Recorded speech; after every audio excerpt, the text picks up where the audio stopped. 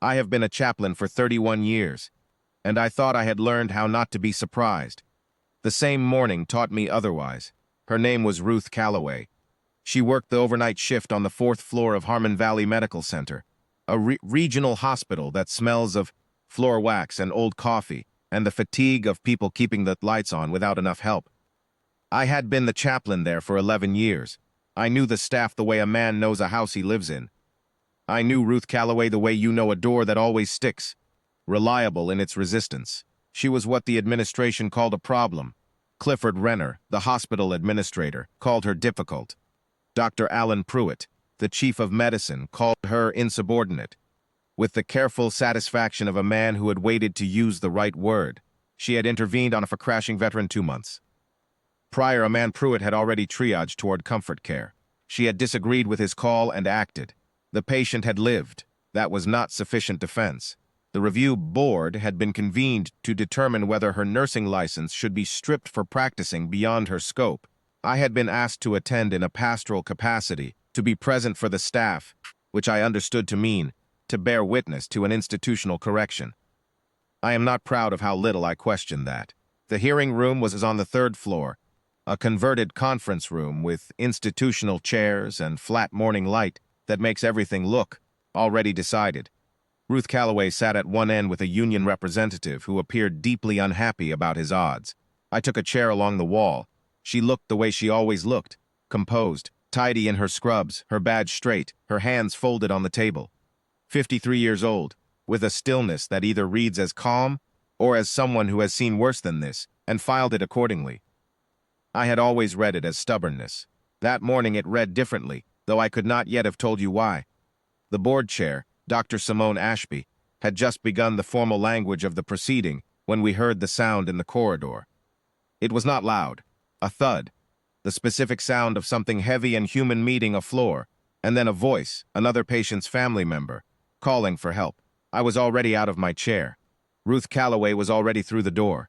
The man in the hallway was a veteran, perhaps 60, wearing a visitor's lanyard over a button-down shirt. He had gone down sideways against the wall and was now half-seated on the floor, his breathing wrong in a way I recognized from my years as a Navy corpsman. A sound like a screen door in the wind, shallow and effortful, and each breath worse than the last. The attending who reached us seconds later, a young hospitalist named Dr. Farrow, knelt and called for a crash cart, and I watched his face go uncertain, the way a man's face goes when the presentation doesn't match what he was expecting. Ruth was already beside the veteran. She did not rush. That was the first thing I noticed. She moved with a deliberateness that looked, to an untrained eye, almost unhurried. She spoke to him quietly, 2 words, and he opened his eyes and looked at her. She put her hands on his chest and then his neck, and she stilled herself the way I have only ever seen a few people still themselves, the way a man does when he is reading something very small by a failing light. She looked up at Dr. Farrow. "It's attention pneumo," she said. "Masked presentation. His trachea hasn't shifted yet, but his breath sounds are absent on the right, and his neck veins are up. He was a combat veteran, blast history." Farrow hesitated. "We should wait for imaging. He'll arrest before imaging." She was not arguing. She was stating. There was no heat in her voice at all. "I've seen this pattern before. I need a needle, 14 gauge, second intercostal, mid-clavicular." She looked at the crash cart attendant who had just arrived. "Please." I cannot tell you precisely what Farrow saw in her face. Whatever it was, he stepped aside. She worked quickly, cleanly, without theater. I had done field medicine in my time, and I knew what I was watching. This was not a guess, not a prayer, not a desperate act. This was someone executing a procedure she had done before, in harder conditions, with less. The change in the man was not dramatic. He did not sit up and gasp the way they do in films. But his breathing changed, and his color changed, and when Dr. Farrow checked his pressure a minute later, he said quietly, almost to himself, "It's holding." The man on the floor reached up and took Ruth's wrist in his hand. "Compass," he said. I did not know that word yet. I watched her face when she heard it, and I saw something I had never seen there before. Not pride, not surprise exactly, but a door opening in a room that had been closed for a long time. His name was Earl Briggs. He had spent 20 years trying to find a flight medic he knew only by her call sign. A woman who had kept him and 10 other critically wounded soldiers alive through 2 hours at a collapsed forward operating base. while they waited for an extraction that kept getting waved off. He had been 26 years old. He did not know her real name. Army records had not been helpful. He had come to Harmon Valley that morning for a different reason entirely. He had come to testify on her behalf. He was not alone. While Ruth rode with Earl Briggs to the ICU, I walked back into the hearing room. Renner was on his phone.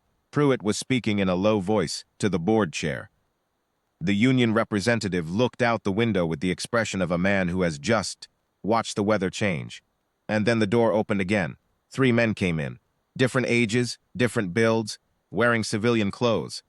But they moved the way men move when formation has been in their bones for years and never fully left.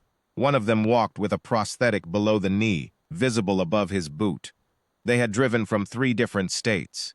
They were 3 of the other 10. Behind them came a man in army dress greens. He was a brigadier general. 1 star. He was perhaps 60, with a face that had spent a great deal of time outdoors. And he carried himself with the particular ease of a man who has never needed a room's permission to enter it. He had a folder under his arm. He looked at the board chair and he said, politely, without introduction, "I apologize for the interruption, Dr. Ashby. I'd like to address the board if I may. I'll be brief." No one told him no. I do not remember every word he said. I remember the shape of it. He placed one document on the table, a copy of Ruth Calloway's service record. He stated her rank on separation. He named the action, the date, the location, the number. 11 men, 2 hours and 14 minutes. 1 medic with a kit that should not have been sufficient. All 11 alive at extraction. He stated the name of the decoration she had received. He said her clinical judgment in the field had been, in his estimation, and in the estimation of the men she served with, without peer. Then he said that the 3 men standing behind him had requested to speak, and that he would yield the floor. They spoke for 9 minutes. I counted. Each one stood where he was, not at the table, and said what he had to say in the plain, direct way of men who have learned that plain is the most respect you can show. The man with the prosthetic spoke last. He said he had a daughter who had just turned 19. He said she existed, in a way that mattered, because of a woman who had not let him die in the dark a long time ago. He said he thought the board should know that. Clifford Renner was very quiet. He had set his phone face down on the table. He was looking at his own hands. Dr. Pruitt said nothing for a long time. When he did speak, it was 2 words to the board chair. No objection. The proceeding was closed without a finding. The complaint was withdrawn. The board chair thanked those present for their testimony and service. It was the right language, and still it felt like a small vessel for what had just happened in that room. I walked out into the corridor, and I sat down on a bench by the window, and I thought about the 31 years I had spent believing I knew how to read a person. Ruth Calloway came back from the ICU an hour later. Earl Briggs was stable. She walked past me in the corridor, same composure, same steady pace, and I just stood because I did not know what else to do. I said her name. She stopped. I told her that I thought I had misjudged her for a long time, and that I was sorry for it. She looked at me the way she always looked at everything, level, unhurried, measuring. "You weren't wrong about what you saw," she said. "I am difficult."